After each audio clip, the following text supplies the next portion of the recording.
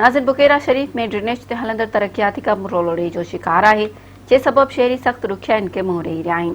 उन हवाले सां सुता सरमद खोसो जी ही रिपोर्ट। बकेरा शरीफ शहर जो गंदो पानी नेकाल वारे ड्रेनेज सिस्टम जो तरक्याती कम रोलड़े जो शिकार तरक्याती कम कंदड़ ठेकेदार मंजर आम तां गायब थी वियो।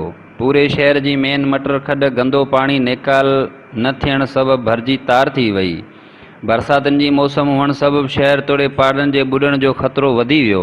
उन मौके ते रहवासिन मेरान टीवी सां वीचार वंडींदे चयो त कोशिशूं कयूं असांजे मोहतरम हाजी शर्मा खोखर साहब असांखे स्कीम वठी खड जी उहो कम बि शुरू थियो पर वरी हलंदे हलंदे कम बंदि थी वियो आहे। फंड बंदि कया विया आहिनि। पब्लिक हेल्थ इंजीनियरिंग वारनि जी जेको चार्ज में आहे हाणे अध में कमु रहिजी वियो आहे।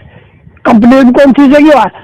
हाणे हालात आहे ॻोठ वारनि जी घुर घुर आहे। पाणी खड भरी बीची आहे। वरी बरसातनि जी मौसम सां अचे पई।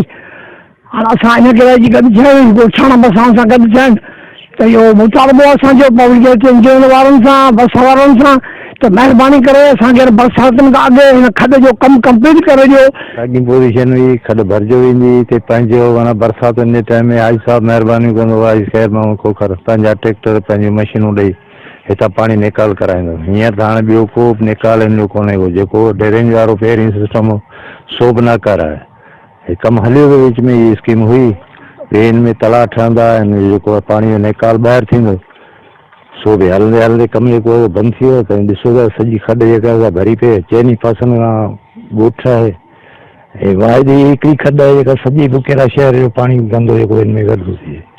हाणे जे वधीक बरसातूं पयूं त हिते जेको आहे माण्हू पासे वारा जेके आहिनि त उन्हनि जो जीअण जी जंजाल पर सॼे शहर जे लाइ मुश्किल थींदी। जो घटियुनि में रोडनि ते पाणी निकिरी ईंदो। असांखे हर साल ॻोड़ींदी रहे थी। हिन में को बि ड्रेनेज सिस्टम सही न आहे। जेके पाइप लाइन लॻियूं से बि 2 इंच वाला 3 इंच जो जेको सिस्टम हिते हले ई कोन पियो पाणी जो।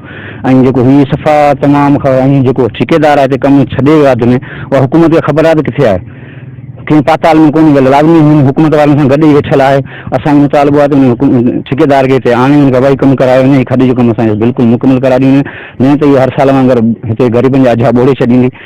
ऐं जेको त 12 साल जी थिया आहिनि हिनखे हिन जो को बि निकाल कोन थो थिए। हाजी साहब वीचारो जॾहिं बरसातूं ॿियूं थींदियूं असांजी घणी मदद करे थो पर हुनजो को बि ॿियो हल निकिरे ई कोन थो। ऐं साल पर साल ॿुॾे थी। हिन जो महिरबानी करे हींअर जेको ठही थिए साहब ठही कान सघी आहे। इहो मुतालबो आहे त खडी सफ़ाई कई वञे ऐं इन जो जेको कमु रोलड़े शिकार लॻो पियो आहे असां इलाही अमलदारनि खां गुज़ारिश था करियूं त असांजी सफ़ाई करे ड्रेनेज सिस्टम जो सिधो कयो वञे। हिते असांखे जाम परेशानियूं आहिनि। असांजे कैमरामैन आदर सोलंगी सां गॾु झंडो सोलंगी मेरान टीवी बकेरा शरीफ।